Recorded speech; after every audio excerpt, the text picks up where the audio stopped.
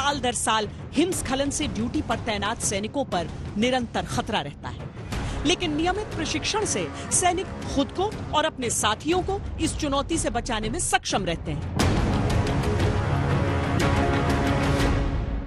भारतीय सेना की जो जिम्मेदारियां होती हैं उसमें चाहे कैसा भी मौसम हो, किसी भी तरह की परिस्थिति हो, वहां पेट्रोलिंग अनिवार्य है। अब यहाँ पर बर्फ जिसमें जो सैनिक आगे चलते हुए कई फीट हमें धंसते हुए भी नीचे दिख रहे हैं, लेकिन ये रोप्स सबने बांधे हैं। जी, ये रोप बांधने का मकसद ये है कि इस बर्फ के नीचे पानी भी चलता है, वो गहरे गड्ढे बना लेता है जो कि हमें पता नहीं होता ऊपर बर्फ की परत की वजह से।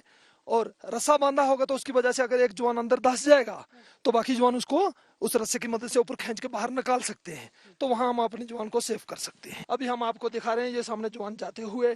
अभी क्या है कि हमें पता होता है कि हमारे कौन से एरिया में अभिलांच आ सकते हैं। बर्फ में आपको पता है कि अभिलांच बहुत आते हैं, तो जब उस एरिया में कमांडर पहुंचता है तो वो 2 जवानों को ऊपर लुकआउट मैन लगाता है, लुकआउट मैन 1 नंबर 2।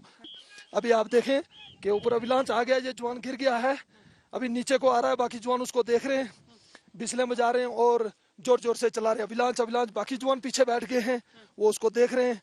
अभी तुरंत ये लोग क्या करेंगे, कमांडर अपने जवान को पूछेगा कि जवान कहाँ तक जाता हुआ देखा। अभिलांच राड की मदद से उसको नीचे चेक करते हैं कितनी गहराई में नीचे है। वहां पर कमांडर उनको शावल की मदद से उस एरिया को खुदाई करता है।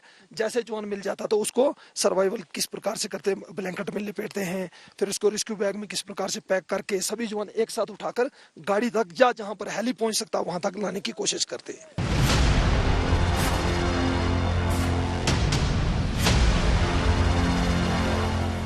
दरअसल सैनिक मौसम से मुकाबला करने में जितने सक्षम रहेंगे उतना ही दुश्मन से निपटने के लिए तैयार रहेंगे। इसीलिए कुछ चीजें हैं जो इनकी नियमित कार्रवाई का हिस्सा होती हैं।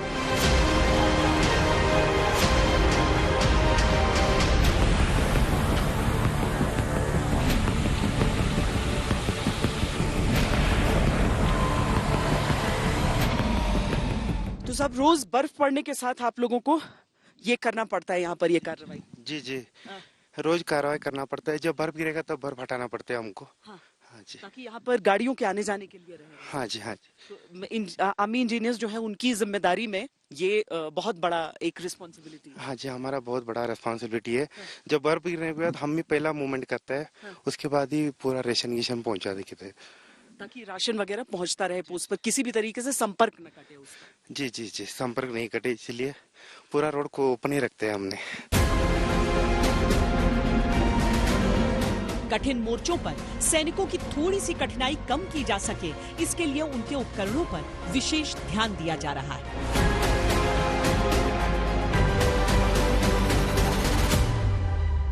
हथियारों से अधिक विश्वास हाथों पर जरूर रहे, लेकिन उन हाथों को उन हथियारों के जरिए मजबूत कैसे किया जाए वो हम आपको कुछ उपकरणों के जरिए यहाँ पर दिखाते हैं। जो एक सैनिक, चाहे एक अकेला सैनिक हो, एक सेक्शन हो, एक कंपनी हो, किस तरह से इन हथियारों और उपकरणों का प्रयोग होता है और किस तरह की चीजें हैं सेना के पास यहाँ पर इस मोर्चे पर, वो हम समझाते हैं आपको। सब इसका नाम पैसिव नाइट विजन बाइनोकुलर है। ये रात के समय में अपने आगे की इलाके को सर्वेलेंस करने में काम आता है। इसका नाम है TI टॉम्बोसाइट, मतलब ये थर्मल इमेजर के सिद्धांत पर काम करता है। मतलब ये भी रात के समय आगे के इलाके को सर्वेलेंस करने में काम आता है। ये एक helmet mountain passive night vision goggle है।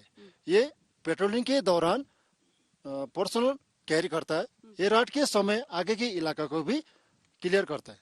इस वेपन का नाम है 7.62 mm मिड मशीन गन है।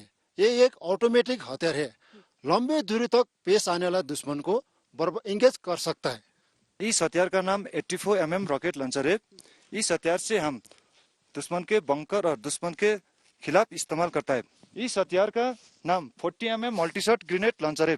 इस हथियार से हम दुश्मन के ऊपर ग्रेनेड फायर करने के लिए इस्तेमाल कर सकता है।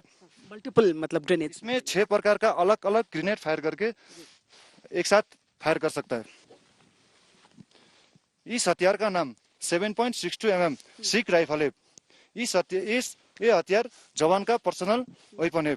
इस हथियार से हम अपने सेफ्टी के लिए इस्तेमाल किया जाता है। इस हथियार का नाम 7.62 mm स्नाइपर राइफल है, जो कि लॉन्ग रेंज पर पिन पॉइंट टारगेट को एंगेज या बर्बाद करने के लिए काम आता है ये। इसमें टेलीस्कोप साइट दिए गए हुए हैं।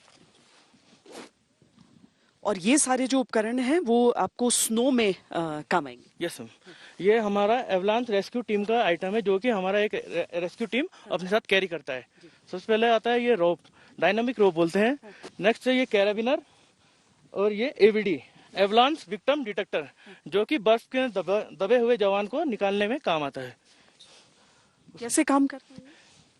ये एवीडी विक्टिम के पास होता है। उस विक्टिम जब भी ये एवलांस प्रोन एरिया से गुजरता है तो ये सैंड मोड पे रहता है। अगर बाई चांस एवलांस आता है और विक्टिम बर्फ में दब जाता है तो ये हम सर्च मोड में रखते हैं इसको, उसके द्वारा काम करते हैं। फिर एयरबैग सिस्टम, जो कि एक जवान अपने ऊपर कैरी करता है, इसके द्वारा हम, इसमें ट्रिगर हैंडल है, जो कि इसे हम रिलीज करने पे इसमें 2 बैलून निकलते हैं, जो कि एवलांस एरिया में गुजरते हैं तो उसे विक्टिम को बचाता है। मतलब ये नॉर्मल बैग नहीं है, देखने में तो एक बैकपैक जैसा ही लग रहा है। तो इसमें सामान नहीं कैरी करते हैं? इसमें सामान भी कैरी कर सकते हैं। और इसमें एक सिलेंडर लगा होता है, नाइट्रोजन सिलेंडर, जिसके द्वारा हम, ये ट्रिगर है, ये ट्रिगर को 7 से 8 किलो का झटका लगने पर ये साइड से बैग ओपन हो जाता है ऑटोमेटिकली। मतलब अगर बर्फ आकर गिरा 7 से 8 किलो या उससे ज्यादा, तो ये ऑटोमेटिकली है? ऑटोमेटिक नहीं, इसे रिलीज करना पड़ता है, इसको इसे पुल करना पड़ता है 7 से 8 केजी में। तो ये बैलून यहाँ से साइड से अपने आप रिलीज हो जाता है। उस बलून से क्या होगा? उस बैलून से ये होगा कि स्नो एवलांस आ रहा है तो बैलून फूल जाएगा, तो विक्टिम को वो ऊपर की तरफ खींचता है, जिससे कि वो बच सकता है। अच्छा, वो नीचे नहीं दबेगा। हाँ जी।